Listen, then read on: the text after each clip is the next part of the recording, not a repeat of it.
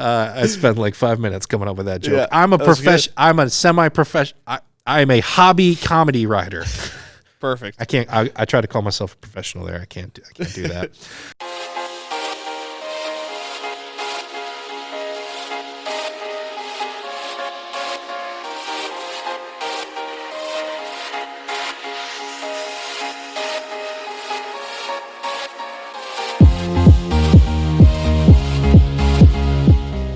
Hello and welcome to another edition of Popcorn Bucket List. And if you see a bunny costume, someone walking around in a bunny costume out there, it may not be the Easter Bunny, just forewarning.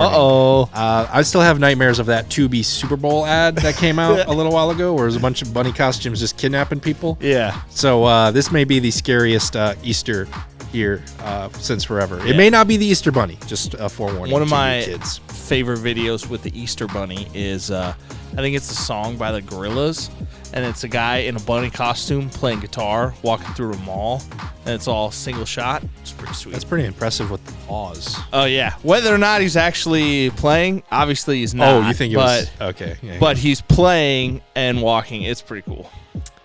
Anyways, let's move into the opening spotlight here. Let's talk video game movies. This is in celebration of the Super Mario Brothers movie coming out this weekend.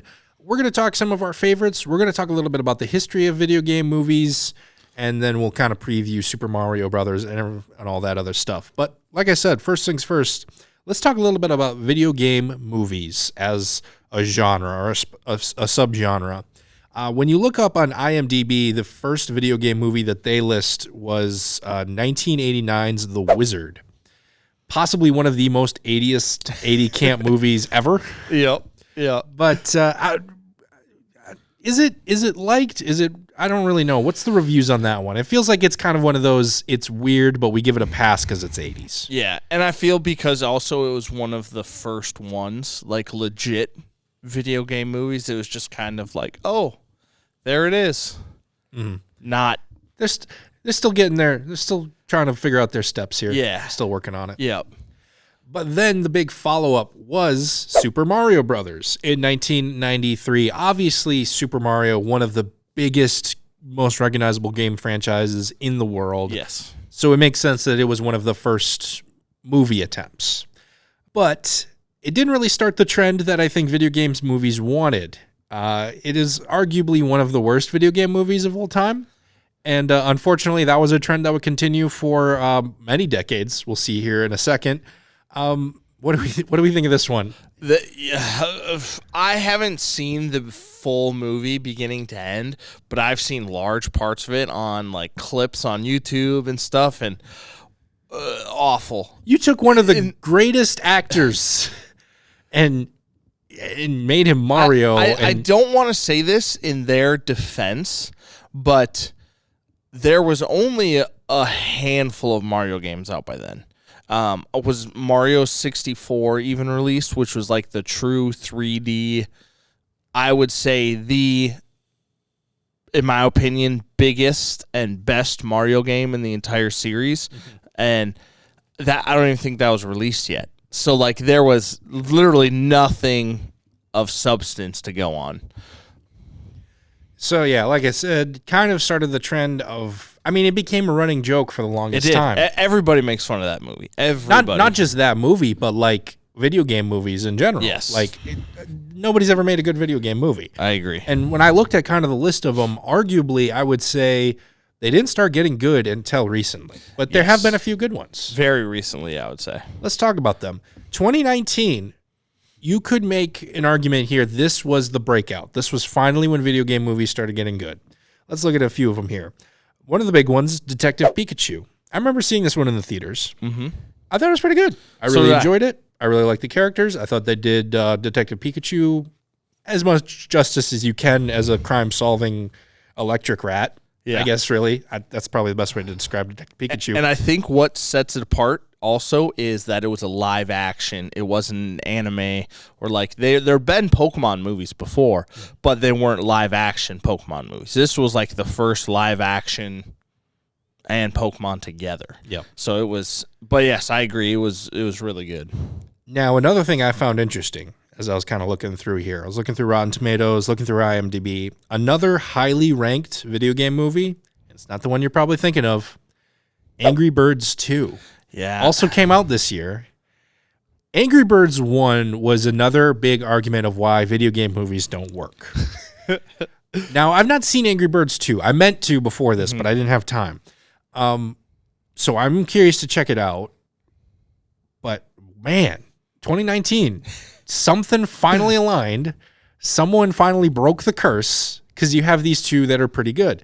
And then you've got some others that came out after that and everything. We'll talk a few of them here in a little bit. But let's kind of, this brought me to an interesting question. Why are they usually so bad?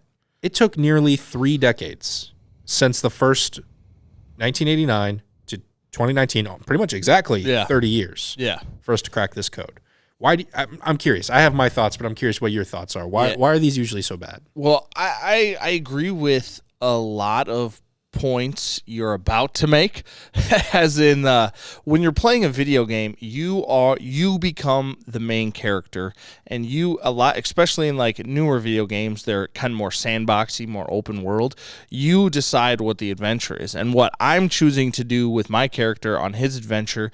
Do you do all the good things? Do you do all the bad things? Do you go down the right path or the wrong path? Do you like to do the side stories first before the main missions? They're very open to interpretation, but when you put it to a film, this is the story that you're following. It's not that you kind of choose your own way. And I think that kind of is a big thing, obviously. But I also think that like people play games for different reasons. When I say people play games for other reasons, like if you're playing a shooter game, like the new one, Call of Duty, Warzone, you're playing to go fight. You don't really care about the story. You're just playing to fight. But if you're playing... There's not a lot of plot there. But with a movie, you have to add a lot of plot. You have to add a lot of plot. And if you're playing a game like God of War, where there isn't multiplayer, you are completing the story. You need the plot there.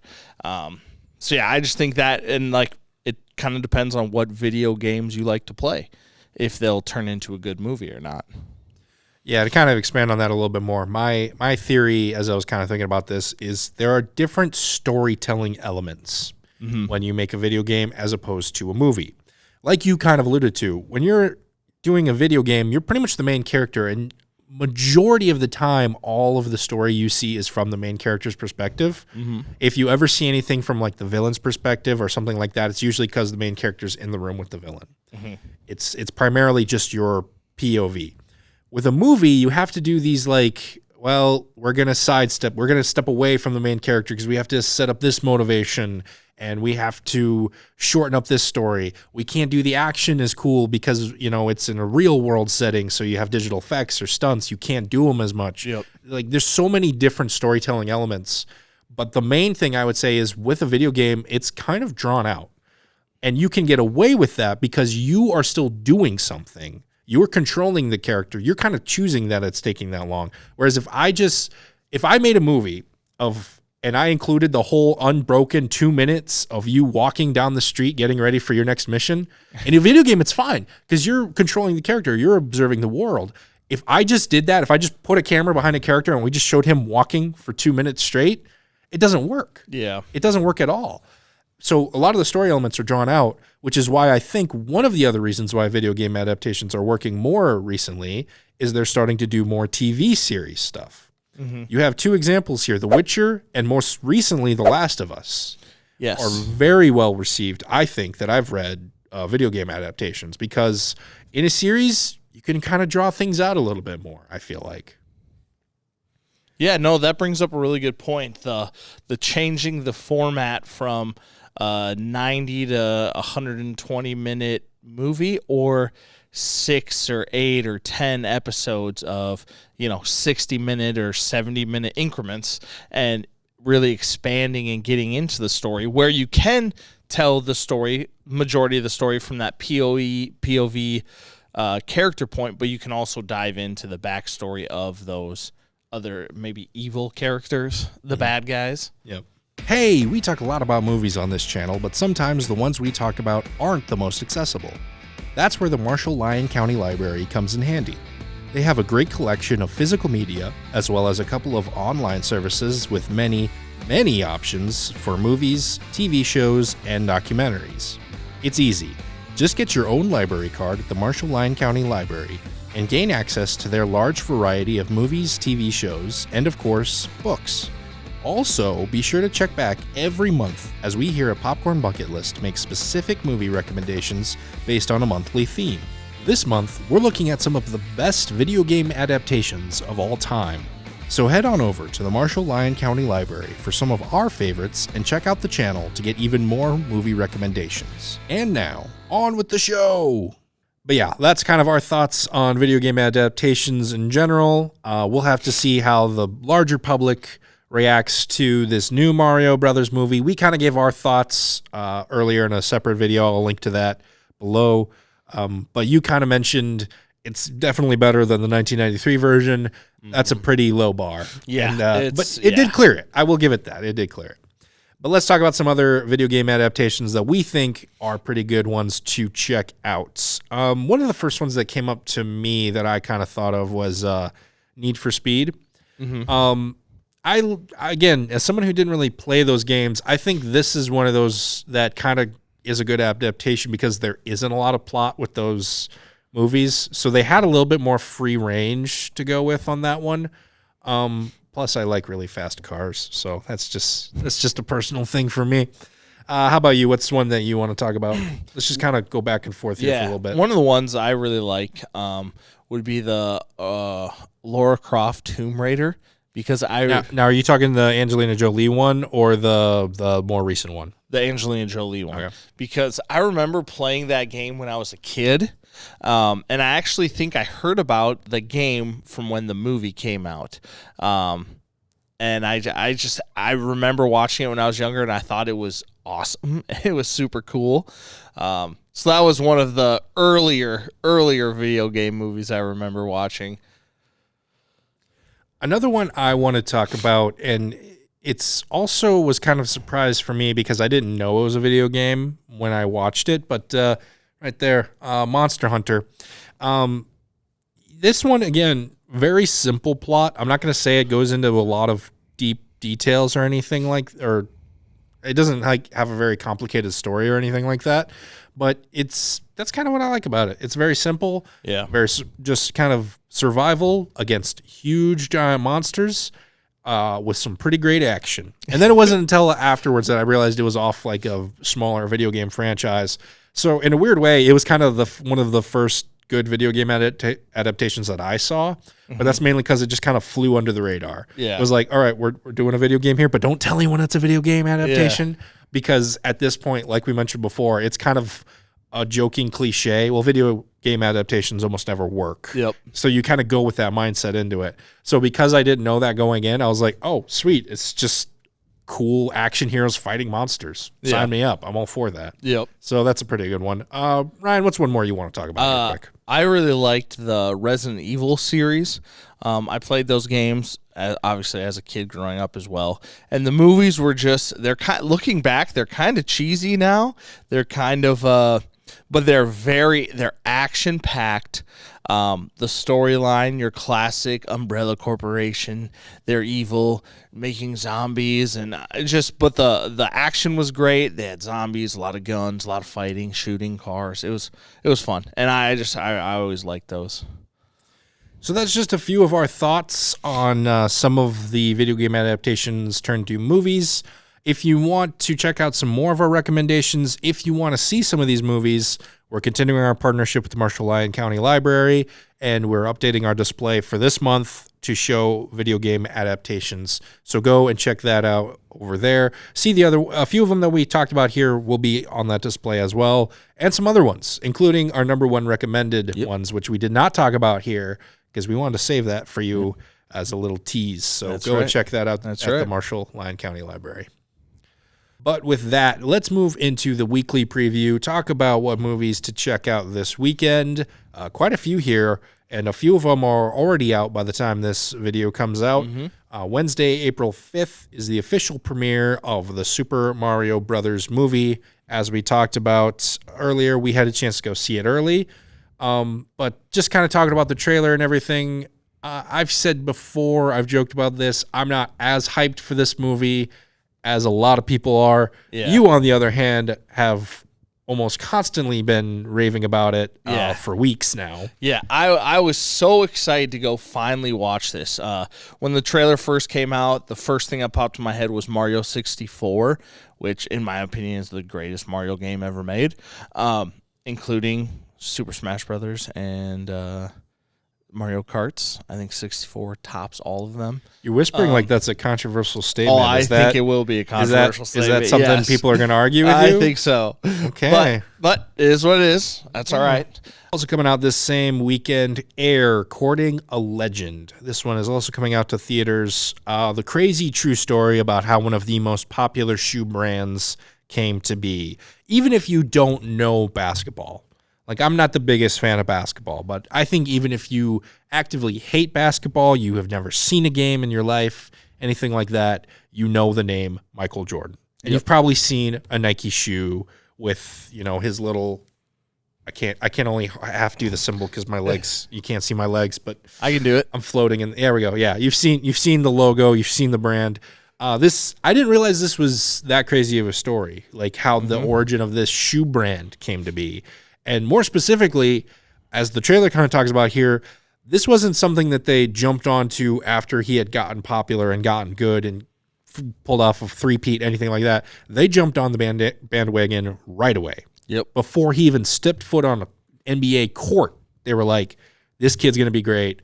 We need to rally around him. We got to get a brand around him. Like right away. Have faith. Yeah. Talk about a gamble that paid off. Yeah. That might be one of the earliest gambles that paid off the most that I've ever seen, if I'm going to be honest. Yeah. I'm super hyped for this movie. I'll be watching it this weekend. I can't wait. And yeah, it's just the cast and crew, awesome. They look amazing. Yeah, you mentioned it. Matt Damon, Jason Bateman, Ben Affleck, Viola Davis, just to name a few. Ben Affleck, I believe, directed this. Did he write this one as well? I think he wrote this one as well. Yeah, I don't know for sure. If I'm wrong, I'll edit that out later. Jason Bateman's going to be great. Yeah. He's always great. Yeah. Also coming out this Wednesday, I should say, On a Wing and a Prayer. This one's coming to Amazon Prime. Talk about another crazy true story here. After their pilot suffers an unfortunate heart attack mid-flight, a dad must learn to pilot an aircraft on the fly. Oh, look at that. Pun intended on Got that him. one. Got Pun him. intended on that one. I hate myself. But, okay, so this story, it was set on Easter Sunday, so obviously this is a good release for this weekend and everything. Got Dennis Quaid in it. Yeah, kind of looks like a little bit of an inspirational tale. Yeah, and I would definitely say if my plane was going down and I had to rely on the pilot to save me, or, sorry, my dad or a father figure of some sort, if that father figure was Dennis Quaid, we'd be all right. Well, what if it was, I'm going to put you on the spot here, what if it was your dad? Oh, yeah, no problem. Would you trust yourself piloting a plane? Yes. I think I'd trust my dad to do it. I would. I don't know if I'd trust me. I'd trust my dad, though. You got to remember, flying it's no problem. It's the landing part. That's the landing. That's the problem. Yeah. As soon as he kind of was in the cockpit, I kept flashing that scene from Indiana Jones Temple of Doom, or I think it's Last Crusade, where the dad's like, I didn't know you could fly a plane. He's like, fly? Yes. Land? No. Let's all go to the lobby to get ourselves a treat. Let's take a quick moment here and talk about the Marshall 6 Theater here in Marshall, Minnesota. The theater with the best selection of movies and concessions around. As the weather starts warming up more and more here, that means better and bigger blockbusters will be gracing the theater screens all across the country. So make sure you stop by the Marshall 6 Theater for the best selection of movies, of concessions, of some great showtimes, and make sure you check out their website to figure out which showtimes work best for you. They plan many of these days in advance, so that way you can plan ahead and get the best showtime that works for you as well. So head on over to the Marshall 6 Theater for the best movies and concessions around. Let's all go to the lobby to get ourselves a treat. And then Friday, April 7th, coming to theaters, Paint. A soft-spoken painter with a popular public access show gets a reality check and his ego shaken when a young new painter is brought in and steals his spotlight. No, this is not a Bob Ross biopic. Correct. But clearly they were going for that look, that feel, that vibe with this character. But essentially what this is this is a movie that kind of is like a what-if scenario, another universe scenario. Where it's like, okay, what if Bob Ross had a show and then PBS brought in another painter and like Bob Ross kind of got his world rocked and he realized his ego is more fragile than he realized. Yep. Kind of thing. It's almost like the Quentin Tarantino slide of history. Yes. Like that's really not what happened, but it tells a great story. Yeah. Yeah. So I think it's going to be funny. I like Owen Wilson. He looks great. I think his crooked nose really goes into his character a lot in this film. So I think that's a plus for him on that side. And then finally coming out this weekend, Chupa. This one's coming to Netflix. A young boy who is visiting his family runs into a young chupacabra, which is a mythical creature sort of in Mexican cultural, Latin America culture, everything like that. This movie is basically E.T., but with a winged creature who doesn't phone home or have healing powers. Or maybe it does. I guess we'll have to wait and see in the movie there on that one. That being said, it still looks pretty cute. It still looks pretty inspiring. I liked it. It looks good, but I have to admit, when I watched the trailer, all I could think about was Mike Tyson Mysteries. There's an episode where they go and the chupacabra come and taking the livestock and like killing people. And Mike Tyson cannot say chupacabra, so he says like chumamunga, chupabunga. The chupacabra moon out the night. A copper shot the moon, chupacabra. Hey, chimamonga. Chupacabra is a really tough word for him. It just cracks me up. It's so funny. Every time I see that episode, I have to watch it and listen for him to say that. I have never heard anyone talk about Mike Tyson's Mysteries as much as you do. I don't even think Mike Tyson talks about Mike Tyson's Mysteries as much as you do. It's super underrated show, absolutely phenomenal show, and it didn't get the type of watch or praise that it deserved. And it had Norm Macdonald on there. How do you have a show with Mike Tyson and Norm Macdonald and not like be an instant hit? Because one of them bit a dude's ear off and the other one got fired off SNL. Well, yeah. That's why it was great. Okay. But speaking of things that are great that we think you should check out, it's time for number one recommends. You like that segue there? I did. Just came up with that on the fly right there. I've been going first, I think, the last few weeks here. So, Ryan, why don't you go ahead? What do you recommend? Have I recommended Mike Tyson Mysteries before? I don't think you have. Well, then, you know what? We're doing it today. All right. We're doing it today. I recommend Mike Tyson's Mysteries. It is a series show, and it is fantastic. It features a ghost, a young female, Mike Tyson, and Norm Macdonald plays a pigeon. And yes, the pigeon can talk. And the banter and the hilarity, they're supposed to be like Scooby-Doo, like the gang. And they ride around in the mystery machine. And it is, hands down, one of the funniest shows I've seen in a long time. It is hilarious. You got to give it like 2 episodes, and then you'll be hooked. You know what, buddy? I feel like I have to watch this just to prove you wrong. Yeah. Even our friend Austin up in the booth, he's like shaking his head at that one. Have you seen it before? It's a fantastic show. It's so funny. Anyways, let's also talk about some crazy stories here. My number one recommend this week, Dungeons and Dragons. I've not played Dungeons and Dragons, unfortunately. Been something I've been meaning to do. So I didn't really know a lot about this lore, about this world too much. You really don't need to, though, going into this movie. It's a very fun ride to go on. Mm-hmm. The cast is great. The crew they put together is great. That's a huge part when you do these kind of heist action movies. If the crew doesn't work well together, if you don't buy into their camaraderie, it doesn't work. One way I pitched it to a friend of mine who asked me about it was it's kind of like Guardians of the Galaxy but more medieval. in a weird way. It's like it's these group of thieves, it's these outlaws, it's these outcasts who come together and they figure out a way to stop the bad guys and do the things they need to do. So it's a fun thrill ride. Like I said, the humor and the action I think is blended very well together. I think that's kind of its main thing. So go and check that one out this weekend if you got a chance. But that is going to do it for us here on this episode of Popcorn Bucket List. Be sure to check out more of our recommendations, like I said before, at the Marshall County Library, and tell them we sent you. You won't really get a deal or anything like that. It's just let them know. Let them know that we sent you. But also, head on over to the Marshall 6 Theater if you want to check out the latest movies each and every week. For myself and Ryan Meyerberg, we'd like to thank you so much for watching, and we will see you at the movies.